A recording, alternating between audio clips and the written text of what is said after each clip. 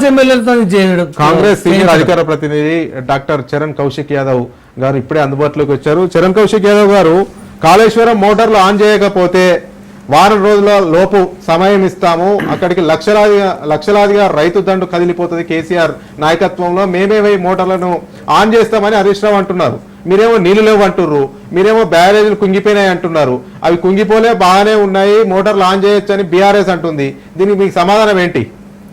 ఇక్కడ ప్రాజెక్ట్ అనేది కుంగిపోయింది, కూలిపోయింది కాబట్టి డ్యామ్ సేఫ్టీ అథారిటీ వాళ్ళు కొన్ని సూచనలు చేసిర్రు. దాని ప్రకారం నడుచుకుంటారు. అనవసరంగా తెలంగాణ సమాజాన్ని తప్పుదారి పట్టించే ప్రయత్నం హరీష్ రావు గారు చేస్తూ ఉన్నారు. సెంటిమెంట్ రెచ్చగొట్టే ప్రయత్నం.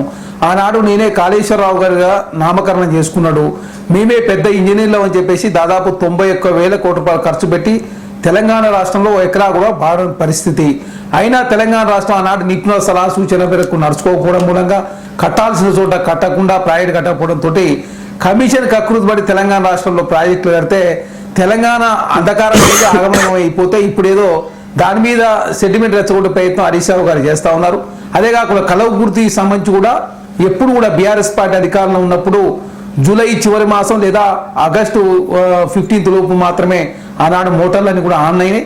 ఈ నెల జూలై 11వ తారీఖు నాడు ఏదైతే వాటర్ సంబంధించినటువంటి నిపుణుల కమిటీ సమావేశం జరగబోతా సమావేశం నిర్ణయం తీసుకుంటారు. అంటే ఏ ప్రాజెక్ట్ సంబంధించి నీళ్లు వదలాలి, ఏ విధంగా వరద ప్రభావాన్ని బట్టి ఆన్ చేయాలి కదా. వరద ప్రభావం ముందే వచ్చింది, ఈసారి మేలోనే వరద వచ్చింది కాబట్టి ముందు ఆన్ చేస్తే నష్టమేముంది. కల్వకుర్తి ప్రాజెక్టు వీళ్ళు అనుకున్నట్టు జూలైలో ఆన్ చేయాలనే రూల్ ఏముంది ఎండింగ్ కు, అదే విధంగా ఆగస్టులో ఆన్ చేయాలనే రూల్ ఏముంది. ముందే వరద వచ్చింది, ముందు ఆన్ చేస్తే తప్పేంటి అంటుంది బీఆర్ఎస్. నిపుణుడా, మీ నిపుణుడానికి అయితే ప్రాజెక్ట్ ఏమైందో తెలుసు తెలంగాణ సమాజానికి. మేమే ఇంజనీర్లు, మాకు మించిన ఇంజనీర్లు అని చెప్పేసి కాళేశ్వరం ప్రాజెక్ట్ కడితే ప్రాజెక్టుకు సంబంధించి తెలంగాణ రాష్ట్రంలో ఏ విధంగా తెలంగాణ ఆగమాగం అయిపోయి అప్లభారంతో తెలంగాణ కుటుంబీటారుతో తెలంగాణ సమాజానికి అంతా కూడా తెలుసు. ఆనాడు మీరు ఎవరి సలహా సూచనలు తీసుకోలేదు. ఇక్కడ ప్రభుత్వానికి సంబంధించి నిపుణుల కమిటీ ఉన్నది. జూలై 11వ తారీఖు నాడు సమావేశం కాబోతాం. ఈరోజు 7వ తారీఖు, ఇంకా 4 రోజులు ఆగితే 11వ తారీఖు నాడు సమావేశం నిర్ణయం తీసుకుంటారు. ఎప్పుడు మోటార్లు ఆన్ చేయాలి, అదేవిధంగా ఎప్పుడు బంద్ చేయాలని చెప్పేసి నిపుణుల కమిటీ సలహా సూచనల మేరకు మాత్రం నడుచుకుంటారు తప్ప ఇదో హరీష్ రావు గారు కలవచ్చి డైనింగ్ టేబుల్ మీద కూర్చొని ఈ ప్రాజెక్ట్ ఓపెన్ చేయాలి, ఈ ప్రాజెక్ట్ మోటార్ బంద్ చేయాలంటే కుదరదు. తెలంగాణ రాష్ట్రంలో అనవసరంగా దాని పేరు మీద రాజకీయం చేసే ప్రయత్నం బీఆర్ఎస్ పార్టీ చేస్తా ఉంది. ఖచ్చితంగా బీఆర్ఎస్ పార్టీ బలైన పడ్డప్పుడల్లా రైతులు గుర్తొస్తారు, ఇరిగేషన్ ప్రాజెక్టులు గుర్తొస్తాయి. అదే కాకుండా తెలంగాణ జరిగిన అన్యాయం మాత్రం తెలంగాణ రాష్ట్రంలో బీఆర్ఎస్ పార్టీ బలైన పనులు మాత్రం గుర్తొస్తాయి.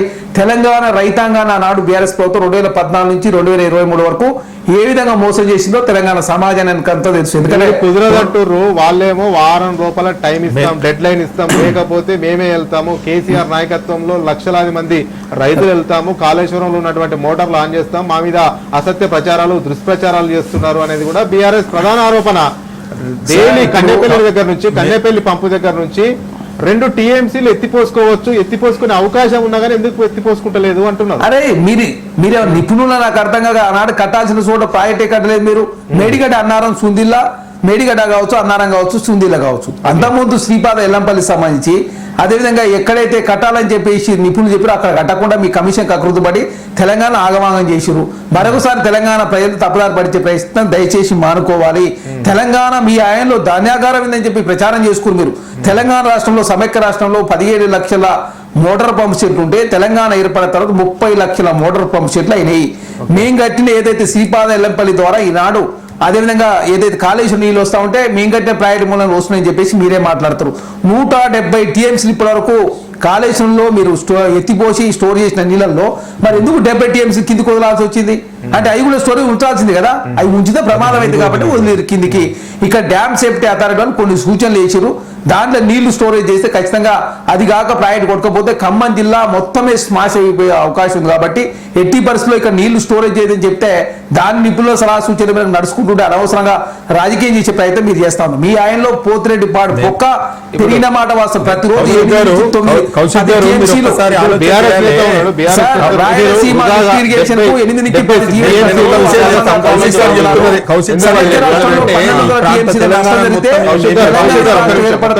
తెలంగాణలో మొత్తం అసలు మేము లేకపోతే ఏం లేకుంటుండే 2014 నుంచి 130 సంవత్సరాల చరిత్ర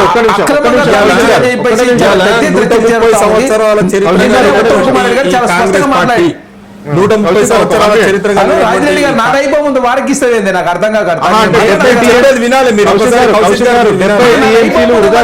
వాళ్ళంతా వస్తే ఓకే ఓకే కన్క్లూజన్ చేయండి నేను చెప్పేది 1 మినిట్ కన్క్లూజన్ చేయండి చరణ్ గారు. సార్ నేను ఏమంటా ఉన్నానంటే మీ ఆయనలో పోతిరెడ్డి పార్టీ సంబంధించి పొక్క పెరిగిన మాట వాస్తవం.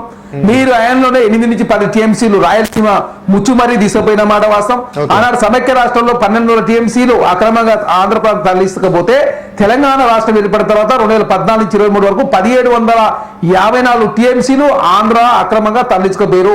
రాయలసీమను రత్నాల సీమ చేస్తని చెప్పి రోజే కాడిపోయి పంచవన్న పరిణామాలు తీసి ఏ విధంగా తెలంగాణకు అన్యాయం చేసారో తెలంగాణ సమాజంతో చూసారు.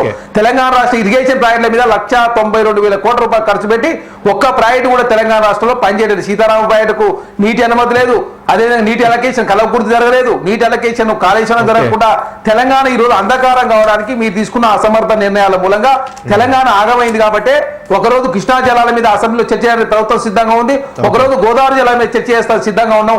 అసెంబ్లీ స్పీకర్ పార్లమెంట్ లో లెటర్ పంపండి కేసీఆర్ గారు అంటే కేసీఆర్ గారు లెటర్ పంపకుండా అసెంబ్లీ రాకుండా 53 లక్షల జీతం తీసుకొని తెలంగాణ రాష్ట్రంలో 2 సార్లు మాత్రం అసెంబ్లీకి వచ్చి తెలంగాణ సమాజాన్ని తప్పుదారి పడించే ప్రయత్నం కేసీఆర్ గారు చేస్తా ఉన్నారు. కాబట్టి ప్రభుత్వం సిద్ధంగా ఉంది, అసెంబ్లీకి వస్తే సమాజం చెప్తే మీరు సిద్ధంగా ఉన్నాం.